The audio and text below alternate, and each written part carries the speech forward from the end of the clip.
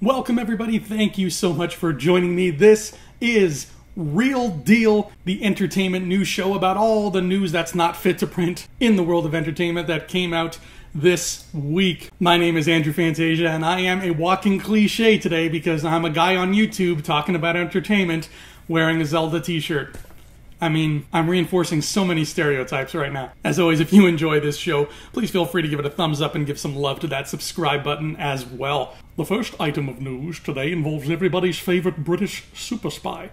Or Scottish, depending on the situation. That's right, James Bond is coming back, and now we finally have some very good confirmed news about Bond 25. They've already spilled the beans that Danny Boyle will be stepping into the director's chair. Of course, Daniel Craig is coming back as Bond, but now we have a release date and a distributor, and this is big. The Bond franchise was in the middle of a big bidding war for distributing rights, which is what kind of held up this movie from being made a little bit sooner. And now finally we can put that bidding war behind us. It is over, and Universal has come out on top.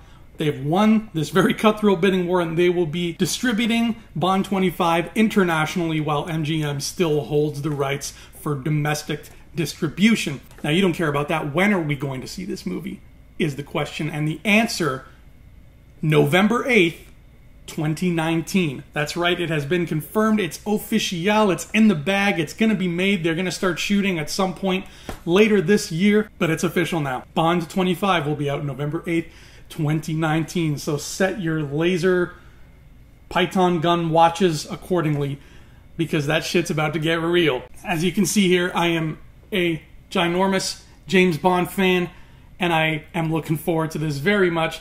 It's kind of a bummer that we had to wait so long after Spectre to get another good Bond flick under our belts, and let's hope that this does in fact turn out to be a good Bond flick. I have faith. This is probably, 99.9% of a certainty that this is going to be the final Bond movie where Daniel Craig fills the suit, and then after that we're probably going to go back and cast somebody else, because that's how Bond rolls. He's like a Time Lord like that. So I hope Daniel Craig's outing is as magnificent as some of the films under his repertoire. So in about a year and a half, we can look forward to Bond. James Bond. Pop quiz.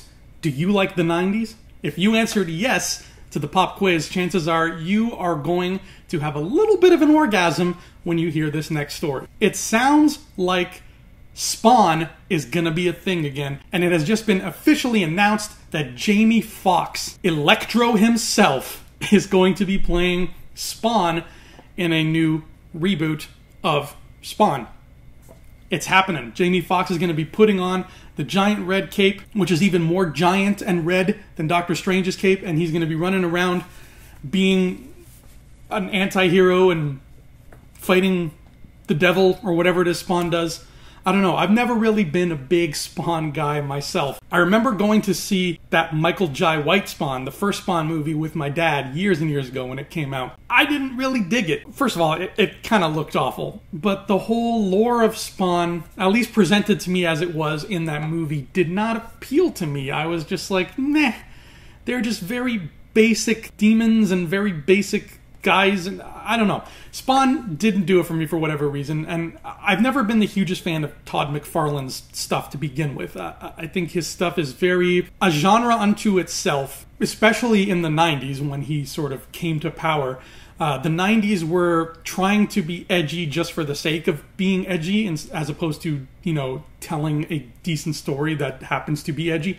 And I found that Todd McFarlane was really into that. He was like the Michael Bay of comics, if you will, where he had a mindset and he would sacrifice everything, including story and character development, as long as his mindset was met, as long as it was dark and brooding and people had chains all over them and shit. So I never got into the whole Spawn thing.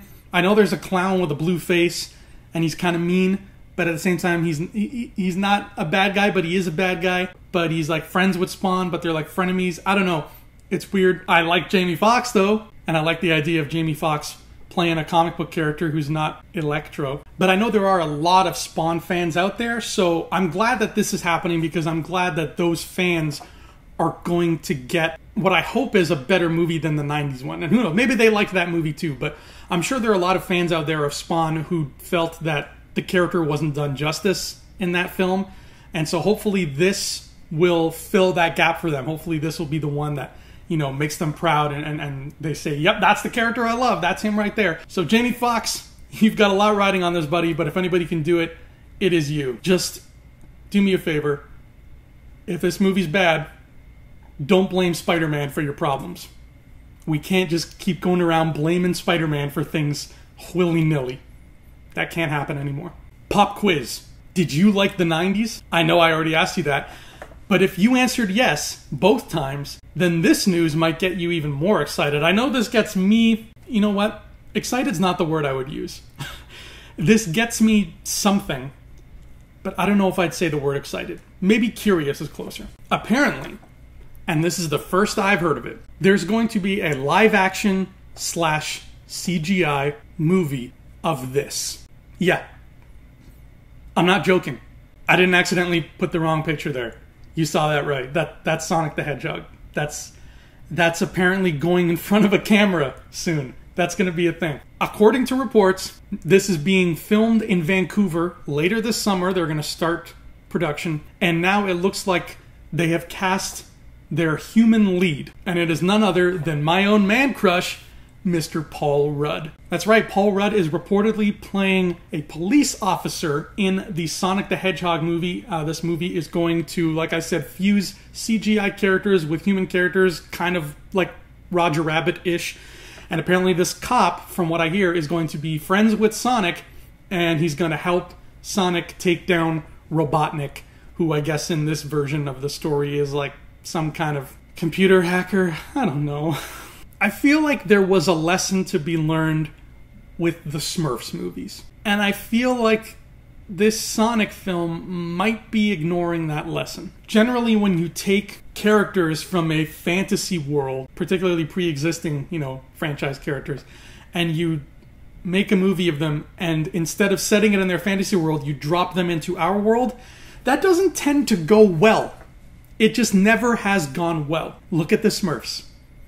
Look at Masters of the Universe. Look at Super Mario Brothers. And I can already see the trailer right now.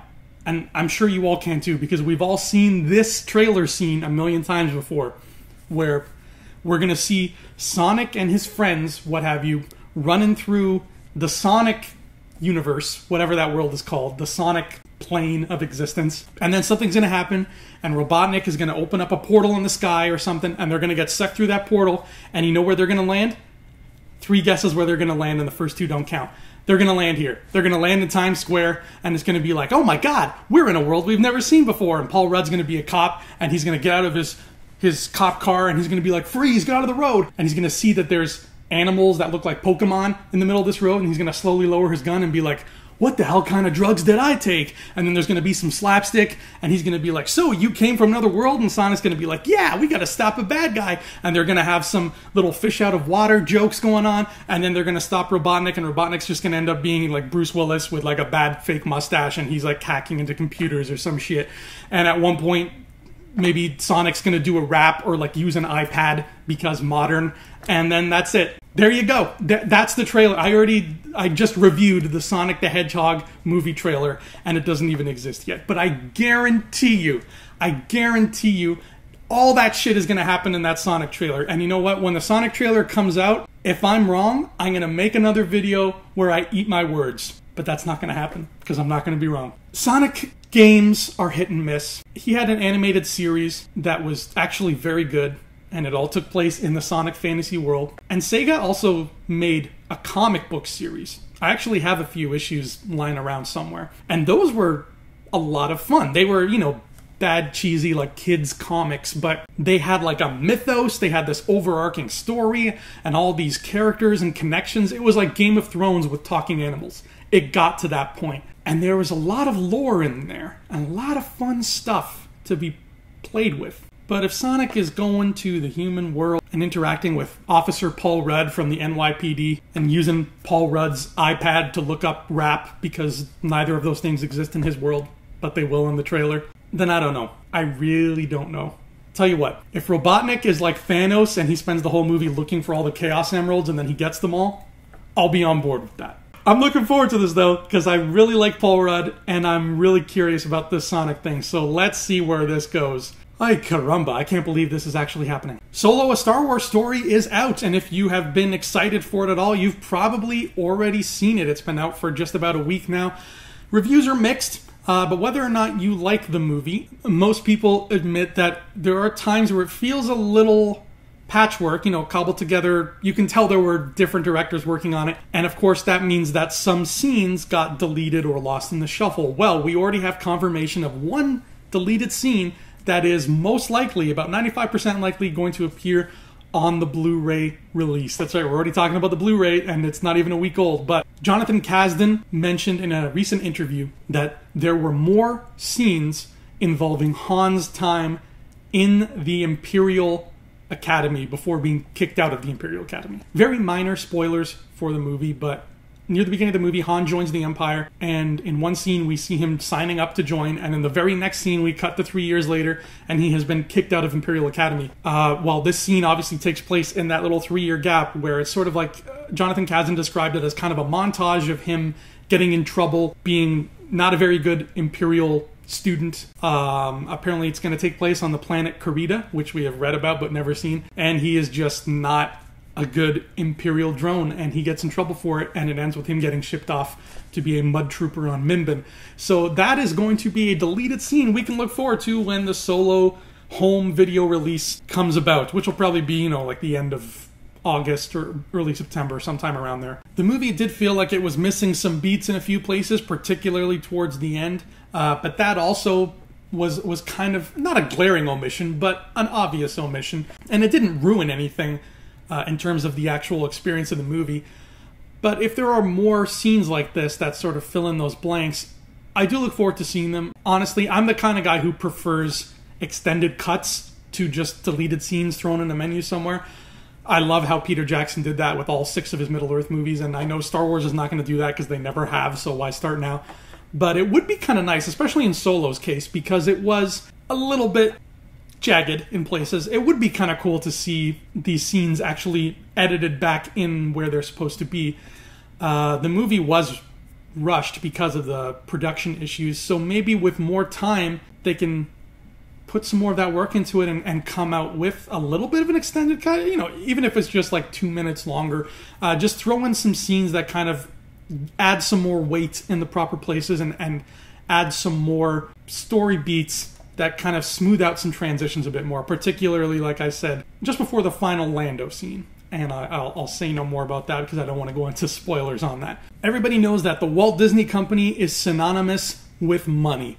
They are one of the most powerful entities on planet Earth. If they ever decide to start a revolution and subjugate everybody, we're probably going to lose because they have literally more money than anything ever. But according to Bloomberg, a few days ago, the stock market saw something very interesting happen where Disney, for the first time in a very long time, if memory serves, was usurped for a little while by another company, Netflix. This happened last Thursday, where shares of Netflix rose 1.8% in the markets, reaching a market value of $152.6 billion. Disney's stock fell 1% on that same day, and it now had a market value of $151.8 billion.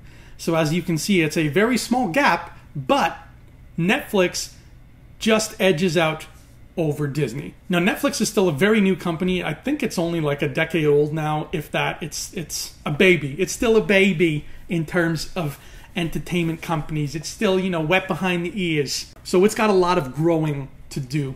And I think it's only going to grow bigger and bigger. I mean, I've said before, back in 2011, which isn't even all that long ago, but back in 2011, when you would log on to Netflix, it would be, stuff like Breaking Bad, stuff like How I Met Your Mother, and, whatever new big superhero movie was coming out. Those would be all on Netflix. Now, those things are still probably on there, but they're buried because now you have literally hundreds of Netflix original pieces, whether they're movies or television series, that take top priority. Nowadays, when I turn on Netflix, what I'm watching there is a Netflix original thing because I can't watch it anywhere else. And I think Netflix has really cornered the market on that, which has resulted in this boost in stock. Of course, come next year, by Christmas of 2019 at the latest, we will have Disney's streaming service. It will be a thing as well, which means all of the Marvel and Pixar and Star Wars and in-house Disney productions will be moved to that streaming service, whatever it may be called. Like I've said before, Disney, a stream is a wish your heart makes. You're welcome. But whatever they choose to call it, that is going to change the market quite a bit. And of course, as we all know, there are plans for original Star Wars live-action TV series to air on that Disney streaming service. So once that happens, the scales might tip back. We never know. But I think it's worth noting that Disney was finally usurped by something that kind of crept out of nowhere. And it's just a testament to how much sway Netflix holds over the media now, because it is really becoming an entity unto itself. It's one of the titans now.